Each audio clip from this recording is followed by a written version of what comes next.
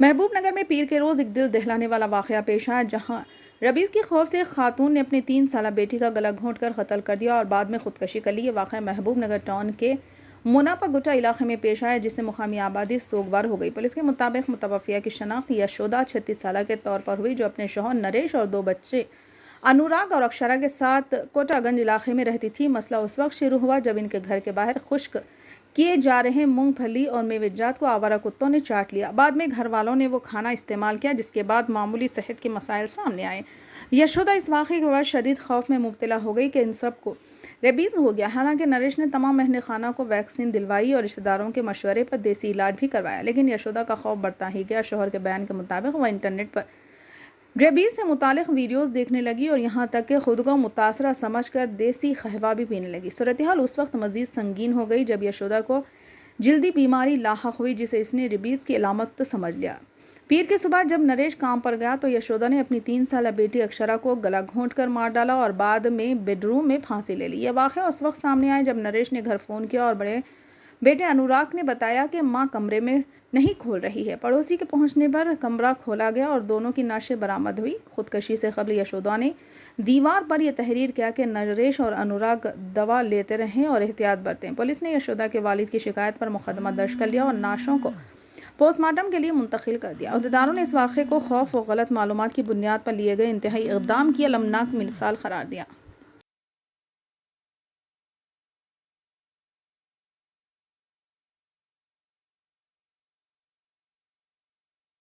నా పేరు నరేష్ అండి. తెలంగాణ ట్రాన్స్మిషన్ కార్పొరేషన్లో ఆర్టిజన్ గ్రేడ్ 1గా 220 kV చేగూరు సబ్స్టేషన్లో డ్యూటీ చేస్తున్నాను. ఇంట్లో పాప ఆమె హ్యాంగ్ చేసుకొని చనిపోయిన టైం వరకు నేను ఇంట్లో లేను. దీనికి కారణం ఏంటంటే అని చెప్పేసి గత 2 నెలల ముందు ఇంటి కంపౌండ్లో కొన్ని బాదం పప్పు, జీడిపప్పు, తర్వాత పల్లీలు అవి అని చెప్పేసి ఎండపోస్తే బయట వీధి కుక్కలు వచ్చినాయి, కొట్లాడుకుంటూ లోపలికి వచ్చినాయి. లోపలికి వచ్చిన తర్వాత ఎక్కడైతే ఎండపోస్తున్నామో దాని మధ్యలోకి వెళ్ళి పోయింది. ఇంటి ముందరికి వెళ్ళి వస్తే ఆమె ఇంట్లోకి వెళ్ళి బయటికి వచ్చేటప్పుడు చూసిన తర్వాత వాటిని తినేసినాం మేము. అంటే ఇంట్లో వాడుకున్నాం, అది తినలేదు అని చెప్పే నమ్మకంతో తినేసినాం మళ్ళీ వంటలో. అది అట్లా అయిన 1 వీక్ అటు ఇటు అయిన తర్వాత ఆరోగ్యం బాగాలేదు. దానివల్లే మాకు రాబీస్ వచ్చింది, దానివల్లే మాకు జ్వరాలు వస్తున్నాయి. అది బాగా గట్టిగా నమ్మినాం మేము. అట్లా కొన్ని రోజుల తర్వాత చెట్టు మందు తిన్నాం, అయినా కూడా మాకు అనుమానం పోలేదు. తర్వాత వ్యాక్సిన్ వేయించుకున్నాం గవర్నమెంట్ హాస్పిటల్ పిల్లలకి, ఆమె కూడా వేసుకున్నాం, ఆయన కూడా ఆమెకు తగ్గలేదు. దానివల్ల ఇంప్రూవ్ లేకపోతే మళ్ళీ వాళ్ళకి తెలిసిన చుట్టాల దాంట్లో ఒక దగ్గరికి వెళ్ళేసి చెట్టు మందు కూడా తినేసి ఒక 20 రోజులు అక్కడక్కడ తుండేసి వచ్చిన 1 వీక్ తర్వాత కూడా సేమ్ పరిస్థితి.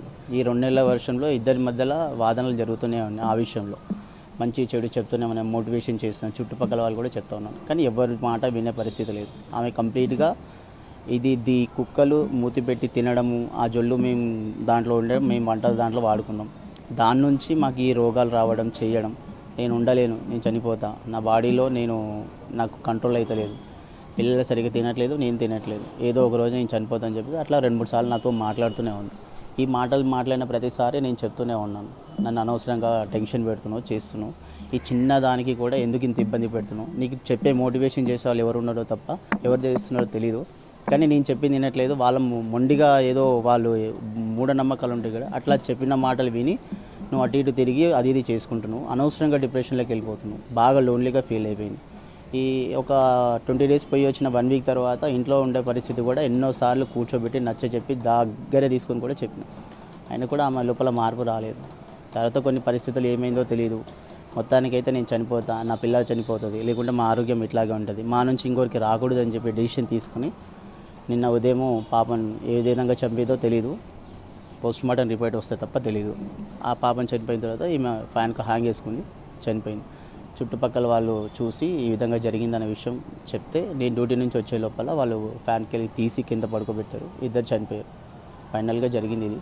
ఆమె చనిపోవడం కారణం ఏంటంటే మెయిన్గా అనుమానం ఎక్కువైంది, చెప్పుడు మాటలు ఎక్కువగా విన్నది, ఇంకా ఆమెకి ఎక్కడ తోచలేదు, ఫైనల్గా ఈ డెసిషన్ తీసుకొని చనిపోయింది. ఈ నెల 25వ తారీఖు రోజు యశోద అనే ఒక అమ్మాయి ఏజ్ 36 years తను హ్యాంగింగ్ చేసుకొని చనిపోవడం జరిగింది. అయితే అంతకంటే ముందు తన కూతురు అక్షర వయసు 3 సంవత్సరాలు ఉంటుంది, అమ్మాయిని కూడా చంపేసి ఈమె హ్యాంగింగ్ చేసుకొని చనిపోవడం జరుగుతుంది. అయితే విచారణలో ఏమైంది అని తెలుసుకుంటే ఈమె జూన్ నెలలో మన పల్లీలు, ద్రాక్ష కిస్మిస్ ఇవన్నింటిని వాళ్ళ ఇంటి ముందర కాంపౌండ్ వాళ్ళు ఎండబెట్టడం జరుగుతుంది. వాటిని వీధి కుక్కలు తింటాయి. అది తిన్న తర్వాత ఈమె వాటిని వంటలో వాడుకోవడం జరుగుతుంది. వంటలో వాడిన తర్వాత ఈమెకు స్కిన్ అలర్జీ వస్తుంది. ఆ స్కిన్ అలర్జీ రావడంతో నేను ఆ కుక్క తిన్న డ్రై ఫ్రూట్స్ తినడం వల్లనే మాకు ర్యాబీస్ వచ్చిందేమో అని అనుమానంతో కుటుంబ సభ్యులతో చెప్తే వాళ్ళు ఆమెకు ట్రీట్మెంట్ ఇప్పించడం జరుగుతుంది. అయినప్పటికీ కూడా ఆమెకు అనుమానం పోకుండా మేము ఎక్కడ చనిపోతామోనన్న భయంతో ఆమెనే హ్యాంగింగ్ చేసుకొని ఆ చిన్నపిల్లని కూడా చంపడం జరుగుతుంది. దాని తర్వాత వాళ్ళ భర్తని వాళ్ళ బాబుని కాపాడండి అని డోర్ల పైన రాసి చనిపోవడం జరిగింది.